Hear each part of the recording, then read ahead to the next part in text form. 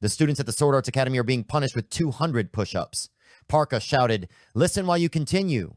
Parka said sternly, his voice echoing in the training space, "The focus of the mana manipulation test is traversing horizontal obstacles." Parka lowered his voice, explaining, "The rules are very simple." Parka continued, "When obstacles come hurtling towards you, dodge them quickly." Parka emphasized, "You have to overcome many obstacles." Parka said, his voice full of warning, "The final stage has almost no space."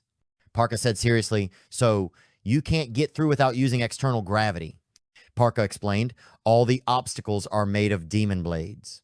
Parka warned, his voice steely, "So, if anything goes wrong, you could die. Remember that." Parka said, his eyes scanning each person, "I believe that no one is too afraid to try." Parka continued, "If you end up getting a few pieces cut off, Teacher Kaina will sew them back on for you. Don't worry." An image of Teacher Kaina performing surgery appeared. Some trainees exclaimed, their faces horrified, "That's even scarier." Parka ordered, "If you guys are done with your physical exercises, come up in order of your numbers. Number 1. "Yes, sir," a shrill voice rang out full of fear. Elzine, with her radiant golden hair, leaned back against the wall and said lazily, "Even when we've learned schema, why are they making us do 200 push-ups?" "That's outrageous," a student complained. Rian, with his striking blue hair, gritted his teeth. "Keep practicing. Otherwise, I'll have to practice even more." Elzine shrugged, glancing at Rian. "He's worried about that exam." Elzine suddenly hesitated, a hint of scrutiny in her eyes. "But you know." Elzine tilted her head and asked Ryan, "That person named Sharon, is she a girl?" Ryan glared and said through gritted teeth, "Are you crazy?" Rian growled, his voice full of conviction, "No matter how incompetent I am, I will not swear such a knightly oath." Elzine gave a soft "ah," her face not particularly interested. "Really?" Rian, his voice full of pride, declared emphatically, "Sharon will definitely stand at the top one day." Rian continued, his eyes unwavering, "That's why I trust him enough to dedicate my whole life to him." Elzine muttered, with a hint of annoyance in her voice, "He sure changes quickly when his friends are mentioned." Ryan frowned and said sternly, "Either way, don't judge him like that." Elzine was silent for a moment, then muttered, "If Ryan talked about his friends like that, I'd probably be a little jealous." Elzine exclaimed with interest, "Ah." Then Elzine looked at Rian expectantly and said, "If that's the case, could you introduce Sharon to me?" Ryan blankly asked, "Huh? Why would you want to meet my friend?" Rian asked, tilting her head in confusion. Elzine pouted and replied, "Goodness, you brag about him so much, who wouldn't be curious? I'm jealous you already have a lord." Rian said, flustered, "But where did that come from? Besides, Sharoni is in Crease. That's really far." Elzine eagerly suggested, "We could travel to Crease. We'll have time off soon anyway." Elzine continued, "That's right. Isn't there a small island to the south? It's a popular tourist destination." Hearing that, Rian happily replied, "Great, we can hang out together." But right after that, Rian exclaimed in surprise in his head, "She's with Sharon?" Rian recalled, "Right after we became friends." In fleeting memories, Rian recalls the early days when he and Sharon first met. He was still awkward and clumsy. I'm not very good with words." Sharon smiled brightly beside him. "You don't have to say anything."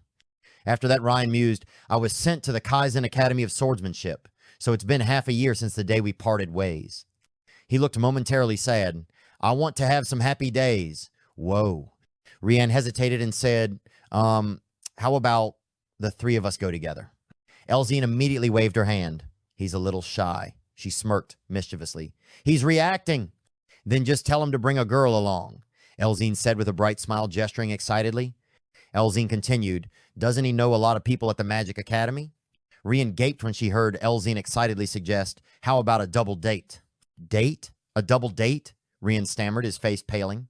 Let me think." Ryan quickly waved her hand. Immediately, Elzine jumped up from her chair, exclaiming excitedly, "Wonderful!" Elzine smiled brightly and said, "So why don't we show off a little before the final exams and then go on vacation?"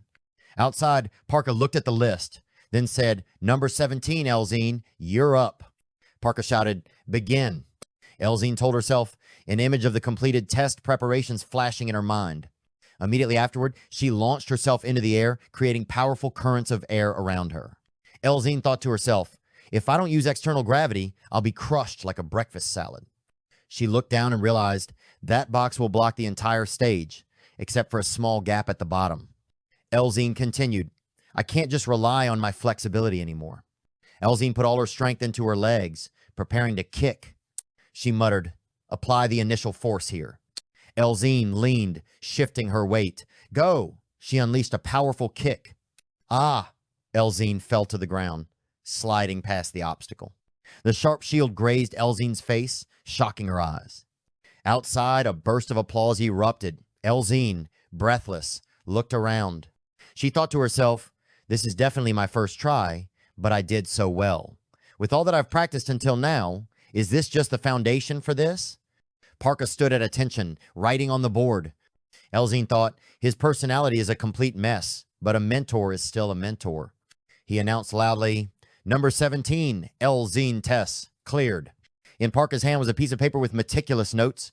Trelzine Tess, first class. Solari, the 196. Myrtier Bernice, Ta. Nearby, Rian shouted, Number 28, Rian, get ready to check out. At that moment, in another room, Ryan was bending down, with Parka standing behind observing. Ryan spoke, let's give it a try. As soon as he finished speaking, Rian leaped into the air, twisting and dodging the blinding beams of light hurtling towards him at terrifying speed. He landed nimbly, his feet moving swiftly, deftly dodging the next wave of attacks. Elzine, standing with a few others, exclaimed with wide eyes of surprise, wow, he's really fast. Rian gritted his teeth, his mind racing with tension. This is when I need external gravity. Then, Rian focused intently, trying to use the diagram to shift his body's center of gravity outward. Instantly, a powerful force struck, shattering the ground beneath Rian's feet. Immediately after, Rian sped away at a terrifying speed. Parka Kwan, startled, looked at Rian during the exam. He looks confident, probably wants to show off a bit for his girlfriend. Elzine Tez. Suddenly, sharp blades lunged forward right in front of me. Just then, Parka managed to knock Ryan away from the sharp blade, saving him. Parka shouted, what the hell are you doing, you bastard? Have you lost your mind? Parka angrily ran to Rian, continuing in a strained voice, why did you throw yourself into that pile of blades? Parka pointed at Ryan's face and shouted, did you lose all the maps, you idiot? Rian stammered, what? I used the map. The parka-wearing man said, are you crazy?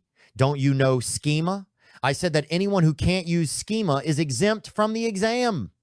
Rian quickly defended himself. No, sir, I know how to use it. Parka still didn't believe him. What? What nonsense is this? Rian tried to explain, I took the muscle enhancement test a month ago, Rian insisted, and I definitely passed it. Parka gritted his teeth and pointed at the large rock. You bring that here. Parka explained, this test is to see if you can lift twice your body weight, so that's enough. Ryan muttered, I had just passed by then. Rian tried his best to lift the rock. Rian strained and shouted. Ryan panted, huff, huff. Sir, how is it? Parka looked at Ryan with an incredulous expression. Parka gripped Rian tightly, sweat pouring down, and stammered, Rian, I'm sorry, but... Rian asked blankly, huh? What's wrong, sir? Parka said sternly, his face serious, you're not using schema. The surrounding trainees buzzed with discussion. One person muttered, did the teacher just apologize? Elzine looked questioningly at Mr. Parka, while Rian exclaimed in surprise, what? Then he sighed and continued, truly a stupid kind of strong. Rian is still trying his best to keep the rock from falling. Parka gritted his teeth and said, you're just using brute force. The words felt like they pierced his heart, leaving Rian stunned. The announcement board image read, Ryan Ogent, first year, semester 1, confirmed as class's worst. Sword schema is the foundation of a swordsman. All swordsmanship techniques are based on schema. Therefore, anyone who cannot use schema will be exempt from all practical exams and unable to earn points from training.